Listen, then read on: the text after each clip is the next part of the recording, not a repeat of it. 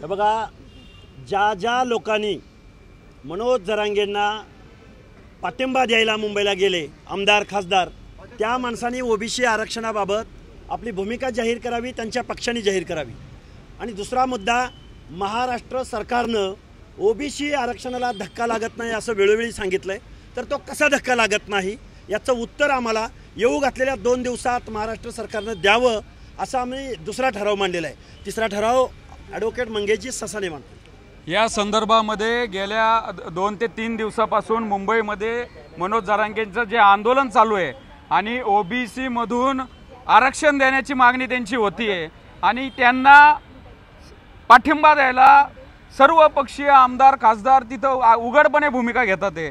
तर कुठंतरी ओबीसी समाजाला इथं आम्हाला एक असुरक्षिततेची भावना निर्माण झालेली आहे आणि आता आम्हाला वाटतं की आमचं आरक्षण एकतर त्या कुणबी दाखल्यांमुळे आधीच घरघर लागलेली आहे आणि आता परत शेवटचं जर असा काही JR आला काय आलं आणि मग आमचं आरक्षण संपतंयच का काय, तर कुठंतरी असुरक्षिततेची भावना आहे आणि त्यासाठी आम्ही इथं पुण्यामध्ये समस्त ओबीसी समाजातले प्रत्येक घटकातले प्रत्येक जात समूहातले प्रमुख, त्याच्यानंतर कार्यकर्ते, त्यांच्या सगळ्या जातीच्या संघटनांचे अध्यक्ष इथं आम्ही आज बैठक घेतली। आम्ही 2 ते 3 तास चर्चा केली आणि या माध्यमातून आम्ही या संदर्भामध्ये महाराष्ट्रातल्या तालुक्यातून ओबीसी एकीकरणाची, ओबीसीची संघर्ष यात्रा आम्ही चालू करण्याचं आज आमचं ठरलेलं आहे। आता या संदर्भामध्ये आमचे वरिष्ठ मार्गदर्शक मग भुजबळ साहेब असतील, प्रकाश अण्णा शेंडगे असतील, पडळकर साहेब असतील आणि इतर पण आमच्या काही संघटना आहेत, काय आमचे बांधव आहेत, यांच्याशी चर्चा करून आम्ही या संघर्ष यात्रे संदर्भामधले 2 दिवसामध्ये आम्ही तो कुठनं सुरुवात करायची, कोणत्या तारखेला सुरुवात करायची या संदर्भामध्ये आम्ही तो रूट ठरवू, आम्ही ती तारीख ठरवू। तर या सगळ्या याच्यातनं ओबीसीच्या आरक्षणाचं संरक्षण करण्याची आता आम्ही हा एल्गार केलेला आहे, ही वज्रमूठ केलेली आहे। मुळामध्ये सर्व पक्षीय आमदार खासदार पक्षाचे प्रवक्ते हे जर मनोज जरांगेंना सपोर्ट करतात तर त्यांच्या मागणीला त्यांचा सपोर्ट आहे का? ओबीसी मधनं आरक्षण कसं देणार आहे? मग 10% SCBC आरक्षण हे कोणतं? मग EWS आरक्षण सोडले का? अनेक प्रश्न अनुत्तरित आहेत आणि महाराष्ट्र सरकार ज्या पद्धतीने बॅकफूटला जाऊन मनोज जरांगेंच्या यांना उत्तर देत नाहीये, त्यामुळं कुठंतरी गोंधळलेलं सगळं आमचा ओबीसी समाज आहे। मुळामध्ये आमच्या विद्यार्थ्यांचे ॲडमिशन, आमच्या नोकऱ्या, आमचे स्थानिक स्वराज्य संस्था आता निवडणुका आलेल्या आहेत, आम्हाला 56,000 जागा त्याच्यामध्ये मिळतात, पण मुळात 10 ते 15 वर्षात कुणबी दाखल्यांनी ते आमच्या जागा निम्म्यानी कमी केलेल्या आहेत आणि आता या ज्या घातलेल्या स्थानिक स्वराज्य संस्थांच्या निवडणुका आहेत, मग त्याच्यामध्ये परत आमची काय हे असेल, आम्हाला कुठं प्रतिनिधित्व मिळेल का, आम्हाला उमेदवार दिल्या जातील का? राजकीय पक्ष तिकीट देताना ओरिजिनल ओबीसींना तिकीट देणार आहेत का या डुप्लिकेट जे दाखले आता निवडणुकीच्या तोंडावर घेऊन आलेले आहेत त्यांना देणार आहेत?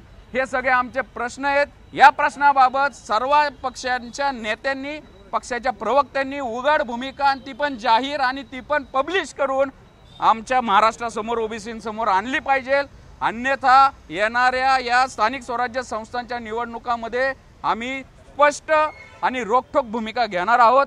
या संघर्ष यात्रेच्या माध्यमातून आम्ही गावगाड्यातला आलुतेदार बलुतेदार मायक्रो ओबीसी आम्ही सगळ्यांची मोड बांधणार आहे आणि आम्ही तेवढीच ताकद दाखवू। सरकारला पण आमचं काय म्हणणं आहे याची दखल घ्यावी लागेल।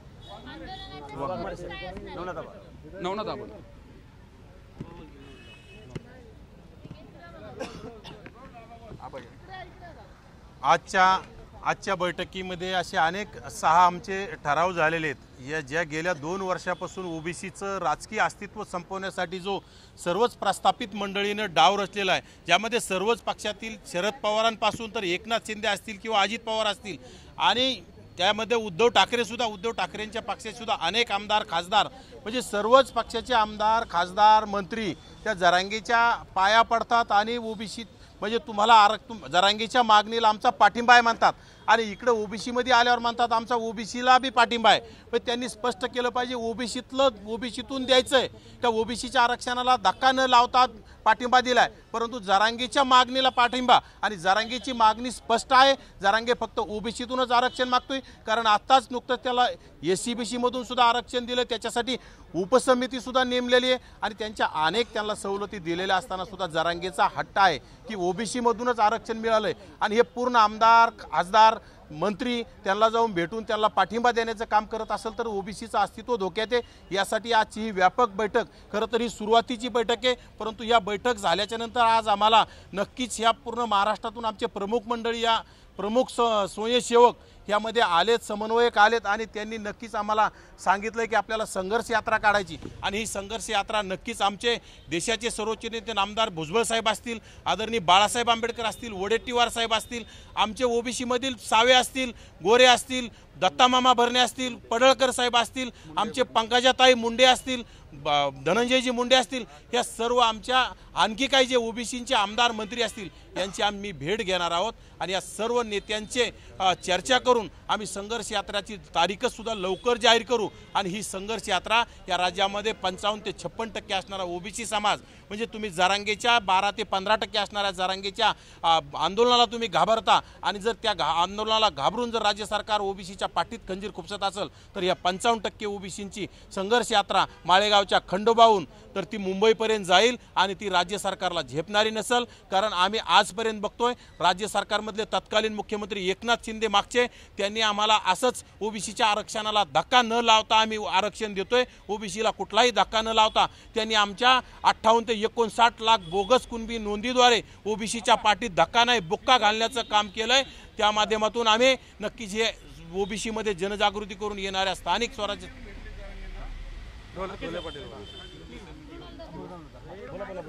असू दे बोला.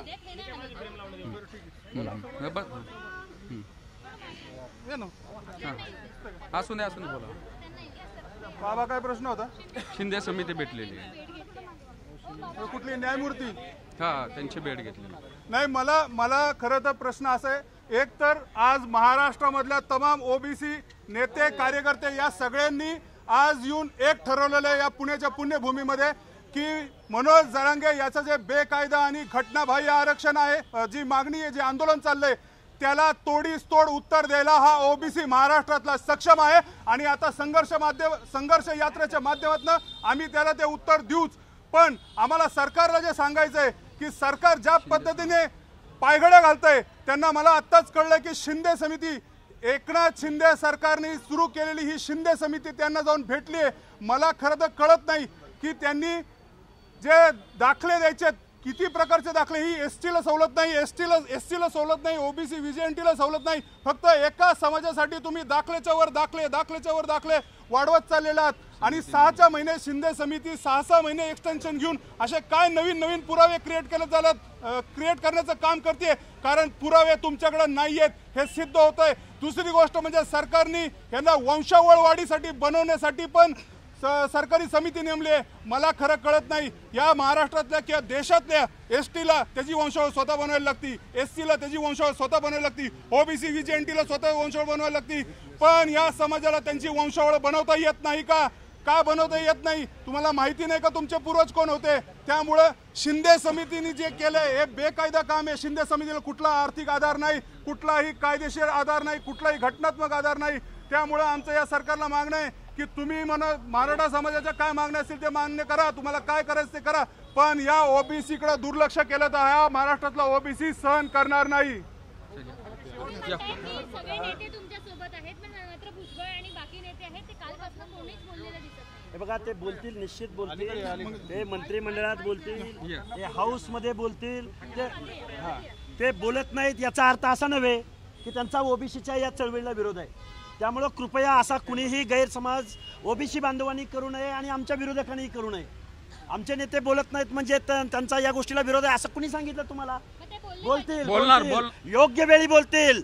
आम्ही जबाबदार आहोत, आम्ही बेजबाबदार नाही आहोत, आम्ही बजरंग सोनवणेप्रमाणे बेजबाबदार नाही.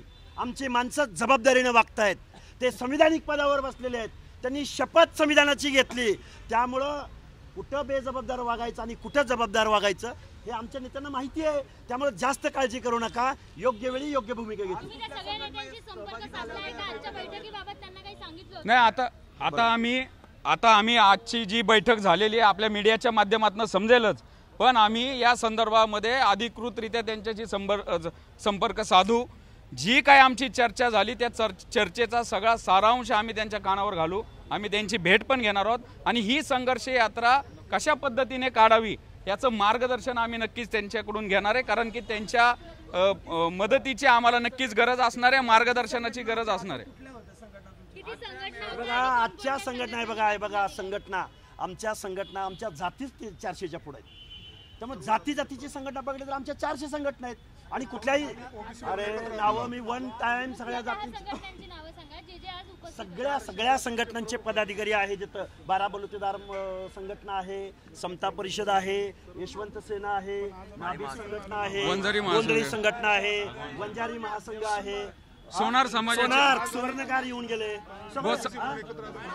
कुंभार. अरे किती सांगू, 450 जातींच्या संघटना सांगू का तुम्हाला? बरं, आके सर, आज शिंदे वंचितचा पाठिंबा आहे. शिंदे समिती ज्यावेळेस आली होती मनोज जरांगे यांना भेटायला, त्यावेळेस त्यांनी 2 मागण्या ठेवल्या होत्या की सातारा संस्थान आणि हैदराबाद गॅजेटियर त्वरित लागू करा तरच मी अरे गॅजेटियर मध्ये महसुली नोंद असली म्हणजे मराठा सामाजिक मागास आहे असं कुणी सांगितलं नाही. आणि मुळात गॅजेटर्सचा अभ्यास मी तर म्हणतो त्या जरांगेपेक्षा मी तरी जास्त केलेला आहे. माझ्याकडे 20 ते 22 गॅजेटियर्स